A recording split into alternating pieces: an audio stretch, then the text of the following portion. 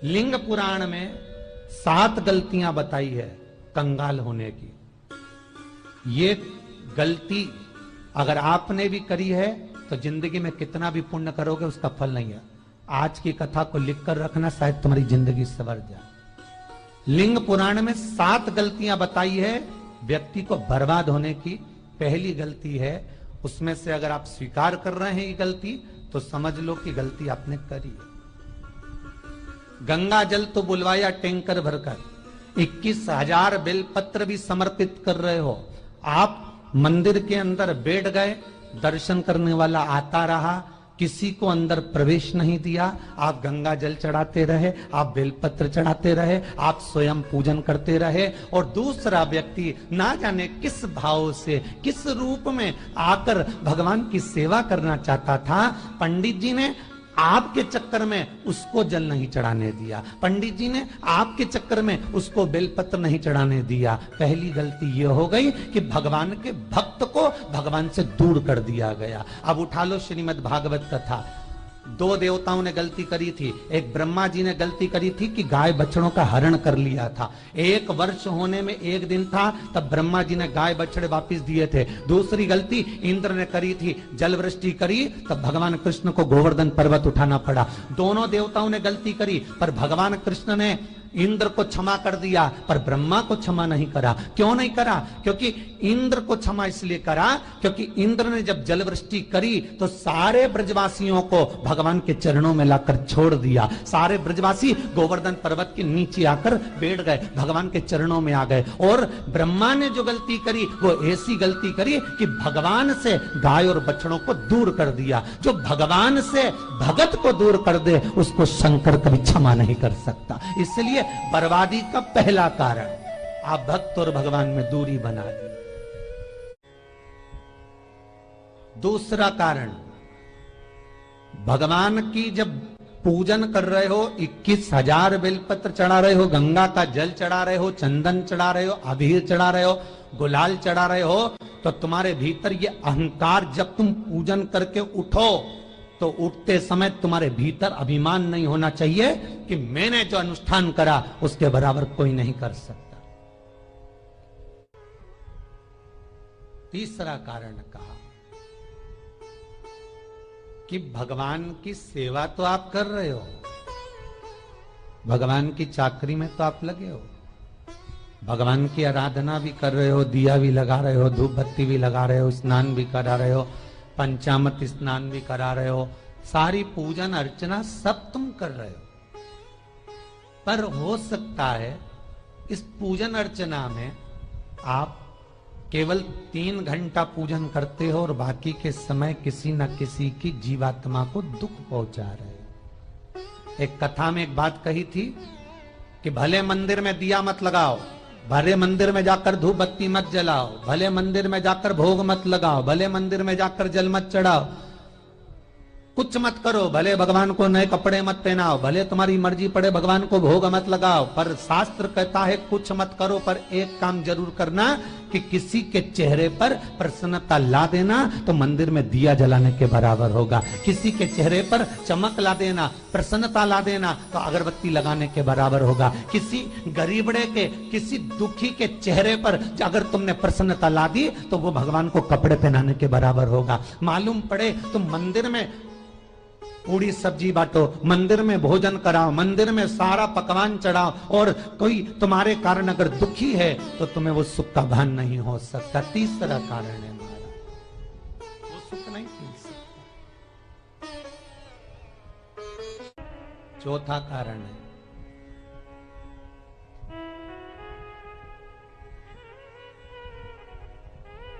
महाराज, जिस मंत्र को पढ़ा जा रहा है, जिस मंत्र का स्मरण किया जा रहा है,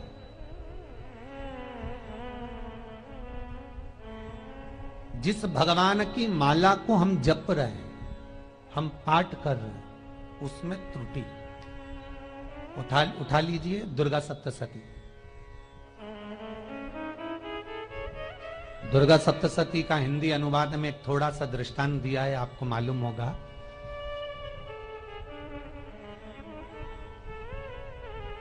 एक जजमान सप्तशती का पाठ कराते थे नवरात्रे में। नवरात्रे पूरे होते थे और उनकी पत्नी मर जाती थी।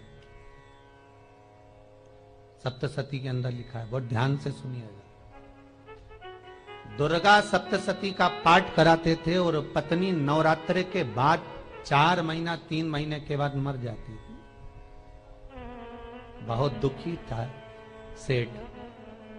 एक शादी करी, दूसरी करी, तीसरी करी, चौथी करी, चौथी पत्नी भी मर गई। बहुत दुख हुआ। आज वो गुरुजी के पास चले गया, गुरुदेव, गुरुजी, गुरुदेव, गुरुदेव। गुरुजी बोले क्या हो गया? सेठ जी बहुत दिनों के बाद आ रहे हो, क्या बात है गुरुदेव? मेरे को एक बात समझ में नहीं आती कि मैं नवरात्रे में सप्तशती का पाठ कराता हूं, देवी जी का यज्ञ करवाता हूं, माता रानी को चूनर पहनाता हूं, उनको सुंदर बिछुड़ी, पायल, चुनड़ी सब पहनाता हूं, कन्याओं का भोजन करवाता हूं, भंडारा करवाता हूं, जवारे बोता हूं, अखंड ज्योत लगाता हूं, पर नवरात्रि जैसी पूरी होती है उसके 2 महीने 3 महीने बाद मेरी पत्नी क्यों मर जाती है? 4 पत्नियां मेरी मर चुकी हैं, 5वीं मैंने शादी करी है। गुरुदेव आप कृपा करिएगा, कुछ तो बता दीजिए, कुछ करुणा कर दीजिए। गुरुजी बोले जब तू सब कुछ अच्छा कर रहा है, जोत भी जला रहा है, कन्या भोज भी करा रहा है, चुनड़ी भी चढ़ा रहा है, भंडारा भी कर रहा है, जोत भी लगा रहा है, जवारे भी बो रहा है, माता रानी की सेवा भी कर रहा है, अखंड रात्रि व्रत कर रहा है, सब कुछ तूने करा, यज्ञ भी करा, फिर तेरी पत्नी क्यों मर सकती है? ऐसा हो ही नहीं सकता। नहीं गुरुदेव मेरी 5वीं शादी है गुरुदेव, अब की बार आप कृपा करिए। गुरुजी ने कहा तेरे पंडित जी को अनुष्ठान पर बुला, मैं कमरे में बैठकर सुनूंगा सप्तशती का पाठ, तब मैं ध्यान करूंगा। गुरुजी अंदर के कमरे में जाकर बैठ गए, ब्राह्मण पाठ करना प्रारंभ करा और ब्राह्मण ने पाठ करना प्रारंभ करा। उसमें एक शब्द आ गया, भारयंतु बक्षन्तु, भारयंतु बक्षन्तु। उसमें बोलना था भय पीड़ा को, हे जगत जननी तू भक्षण कर जा, पर ब्राह्मण बोलता था भार्या तू भक्षन्तु, मेरी पत्नी को, मेरी भार्या को तू भक्षण कर दे। पंडित जी जैसे ही बोले गुरुजी बाहर निकल कर आ गए। पंडित जी को रोका, रुकिए गुरुदेव, आप हर साल अनुष्ठान कर रहे हो जजमान के यहाँ और बोल देते भार्यंतु भक्षन्तु, हे देवी तू मेरी पत्नी को खा जा, तो माँ हर बार उस पत्नी को निगल जाती है। निवेदन है, शब्द सुधार लीजिए, शब्द ठीक है। चौथा कारण है कि आप जो पाठ कर रहे हो, आप जो पूजन कर रहे हो, आप जो अनुष्ठान कर रहे हो, उसमें कुछ ना कुछ गलती जरूर हो रही है। ये चौथा कारण है।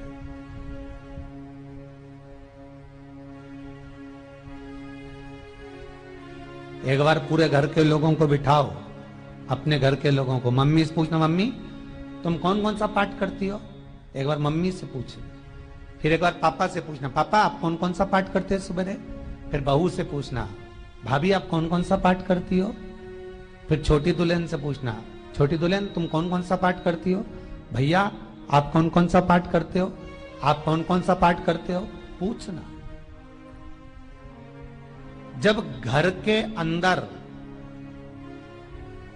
बड़ी बहू अलग तरह का पाठ कर रही है, छोटी बहू अलग तरह का पाठ कर रही है, मंजली बहू अलग तरह का पाठ कर रही है, माँ अलग तरह का पाठ कर रही है, पति अलग तरह का पाठ कर रहा है, तो उसका जो प्रभाव है, कौन सी चीज कहां टकरा रही है, जिसके कारण घर में रोग इतना है कि कोई सही होने वाला ही नहीं है।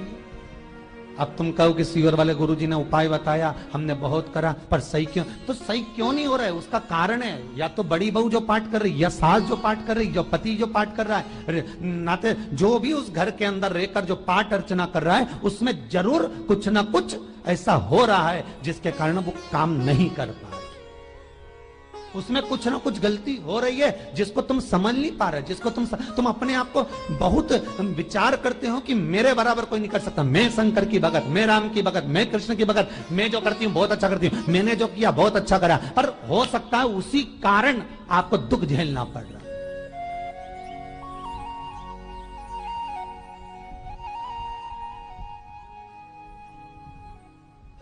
उसी के कारण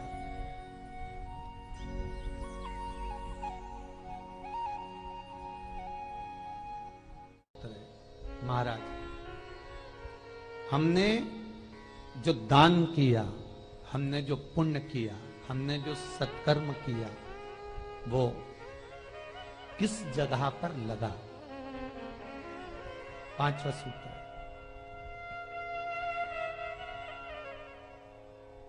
जो आप दान कर रहे हो, जो आप पुण्य कर रहे हो, सत्कर्म कर रहे हो, वो किस जगह पर लगा? ये पांचवा सूत्र। फिर निवेदन करेंगे, गाय, बेटी और लक्ष्मी 50 बार विचार करना, तब किसी को देना। बेटी किसी ऐसे को मत ब्याह देना जो जुआ खेलता हो, मदिरापान करता हो, मांसाहार करता हो, वेश्यावृत्ति करता हो। वो बेटी का सम्मान नहीं करेगा। बेटी रोएगी तो कन्यादान करने वाले को रोना पड़ेगा। दूसरे नंबर पर गौ माता, गाय ऐसे ब्राह्मण को दान मत देना कि ब्राह्मण के घर में खुद रहने की जगह नहीं और गाय को ले जाकर तुमने दे दिया और उस ब्राह्मण ने जब तक दूध दिया बांध कर रखा, एक तगाड़ी बाल्टी साड़ी के चक्कर में ले लिया, सोने के सींग के चक्कर में ले लिया और बाद में वही गाय कसाई के हाथ में बिक गई और कसाई ने काटा तो बद्दुआ तुमको लगी।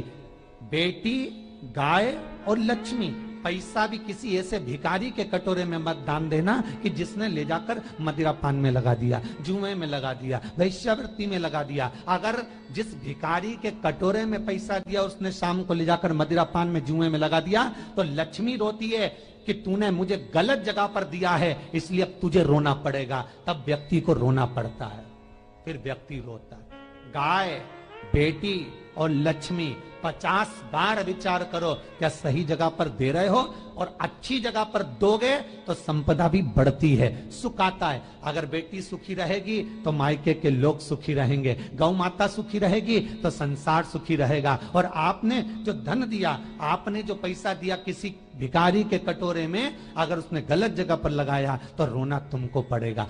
किसी आजकल के भिक्षुकों को अगर रोटी दे दो तो लेते ही नहीं, आटा दो तो नहीं लेते।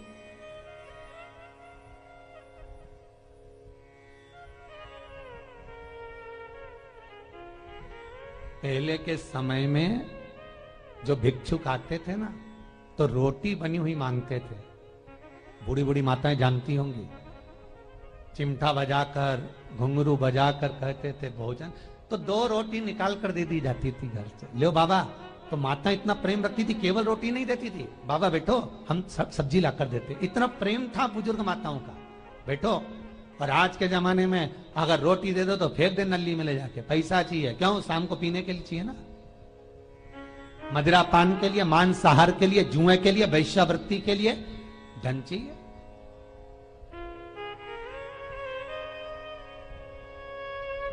भोपाल के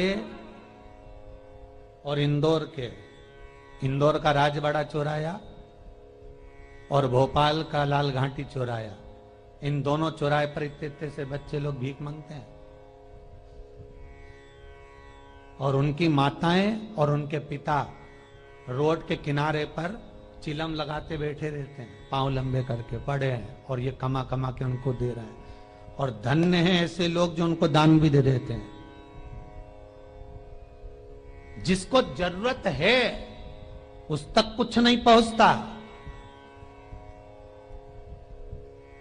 अभी भी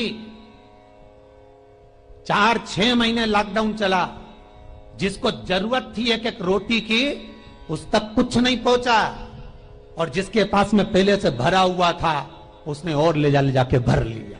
जिसको जरूरत थी उस तक नहीं पहुंचा। अभी ठंड आ रही है, बहुत सारी संस्थाएं कंबल बांटेगी, रेलवे स्टेशन पे लोगों को कंबल उड़ा रहे हैं। कोई सो रहा है जमीन पर, उसको कम्बल उड़ा रहा है। बस स्टैंड पे चले गए, कोई रोड पे सो रहा है, कम्बल उड़ा रहा है, तो इतना बड़ा नाम चलेगा कि उनने कम्बल उड़ाए, कम्बल उड़ाए, कम्बल उड़ाए। और वो कम्बल जिसको उड़ाया वो दूसरे दिन जाकर कपड़े की दुकान पर बेच के आ गया, 200 रुपए लिया आया, रात को पीकर फिर सो गया, क्योंकि फिर कहीं कहाँ आएगा, फिर उड़ा के चले जाएगा। क्योंकि इन्होंने तो ये करके रखा है कि नाम कमाना है तो कम्बल उड़ाए जाओ।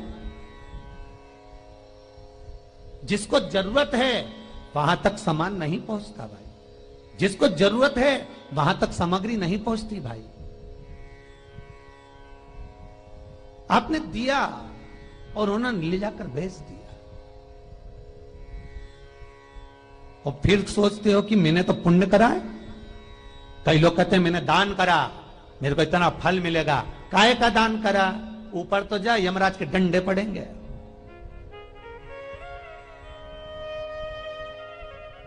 रेल में, ट्रेन में आप बैठ जाओ, रिजर्वेशन कोच में, छोटे छोटे लड़के आते हैं, अपना कपड़ा उतारते हैं। सही बोलना रे भाई, जितने लोग टीवी पर कथा सुन रहे हो, छोटे छोटे बच्चे अपना कपड़ा उतारेंगे और पोछा लगाएंगे रेल की बोगी में। जब गवर्नमेंट ने स्वीपर रख रखे हैं तो तुम्हें अंदर आने का किसने कहा? कौन ने कहा कि तुम अपना कपड़ा उतार के पोछा लगाओ?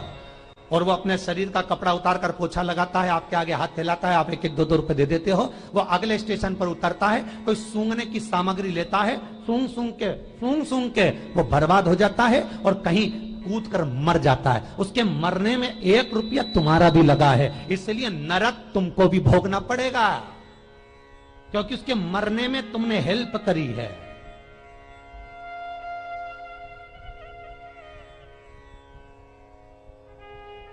तुमने तो रुपया दिया था भोजन करने के लिए, उसने कोई सूंघने की सामग्री ले ली और सूंघ सूंघ के नशे में मर गया। उसके मरने में 2 रुपए तुम्हारे हैं, 1 रुपए तुम्हारा है, तो भोगना तो तुमको भी पड़ेगा ना।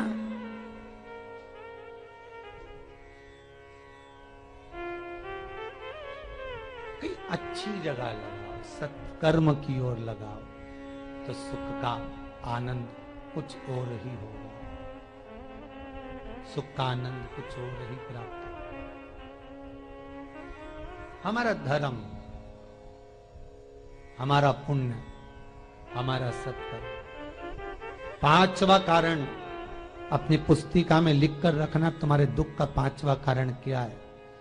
क्यों तुम करोड़पति से रोड़पति बन गए? तुम्हारे यहां पर 4-4, 5-5 गाड़ी थी, खूब वैभव था, खूब धन था, फैक्ट्रियां चल रही थी, सत्ताएं चल रही थी।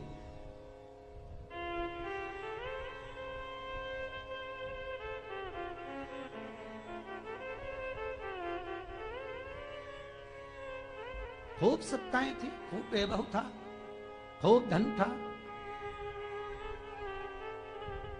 पर कुछ भी नहीं, सब धरा की धरा रह गए।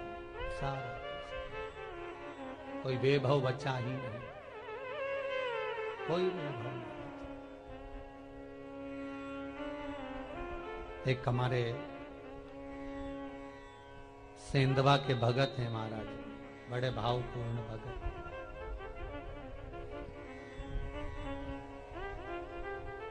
वो कहे गुरुजी हम बड़े दुखी हैं, बड़े कष्ट में। हमने कहा कष्ट का कारण कुछ ना कुछ जरूर होगा, दुख का कारण जरूर कुछ ना कुछ होता है।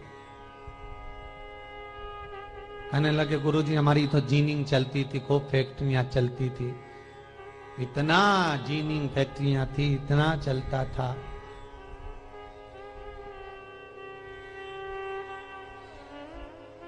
इतनी जीनिंग चलती थी, इतनी फैक्ट्रियां चलती थी, गुरुदेव बहुत दुखी हो गए। हमने कहा दुख का कारण, जो ये 7 कारण है शिव महापुराण के, लिंग पुराण में जो 7 कारण बताए हैं दुख आने के, जब फैक्ट्रियां अच्छी चल रही, जीनिंग अच्छी चल रही, व्यापार अच्छा चल रहा है, तो 7 कारण बताए हैं कि आप उन 7 कारण में से कोई कारण आपके साथ में हुआ है जिसके कारण आप रोड पर आ गए, करोड़पति से रोड़पति बन गए।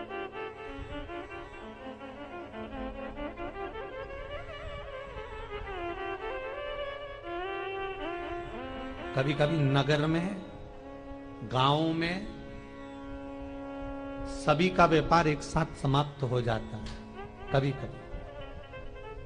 कभी गांव में, नगर में सबका व्यापार एक साथ समाप्त हो जाता है, सबका व्यापार एक साथ ही खल्लास हो जाता है, समाप्त, सभी कर्जे में हो जाते हैं। तो समझ लेना कि उस गांव के खेड़े का देव महादेव, उस गांव का खेड़ापति भगवान शंकर, उस गांव का शिव जरूर रुष्ट हुआ है, जरूर रुष्ट हुआ। उसको मनाने का प्रयास करो, जिससे अपनी नगर, अपना गांव फिर उन्नति की सीढ़ी पर चढ़ जाए। पांचवा कारण मंत्र जाप को, अर्थात तुम्हारा फिर निवेदन, गाय, बेटी और लक्ष्मी 50 बार विचार करना, तब देना, नहीं तो मत दे, मत दीजिए।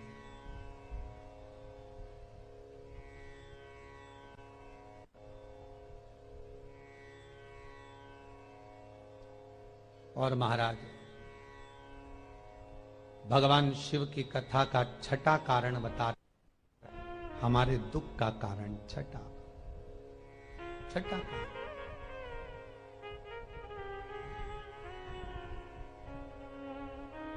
आदर सम्मान में कमी। घर के जो बड़े हैं, घर के जो बुजुर्ग हैं, घर के जो आदरणीय हैं, उनका सम्मान नहीं कर पाए। सुंदर कहा, जिस घर में माँ बाप की इज्जत नहीं होती, उस घर में देखना कभी बरकत नहीं होती।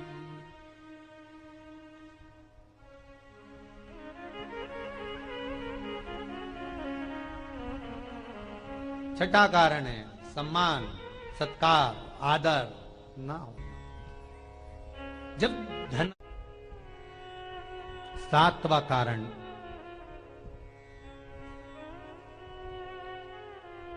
ये अंतिम कारण है। जितने लोग कर्जे में, लदालू में, जितने लोग दुखी हैं, जितने लोग तकलीफ में, आज की कथा को बहुत दिल से सुनना, अपनी गलती को जरूर छांटना।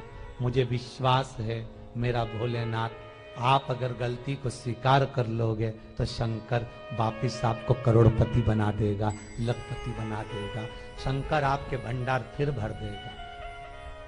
7 कारण में से अपनी गलती को जरूर छांटना साहब कि आपने गलती कौन सी करी, और अपनी गलती को छांट ले, यही सबसे बड़ी बात है ना। लोग सुनने के बाद भी नहीं छाटेंगे, नहीं मैंने तो कुछ करा ही नहीं, मैं तो कुछ कर ही नहीं, बस मैं ही तो है, हरी जगदम्बा वो मैं ही फंसा है बीच में।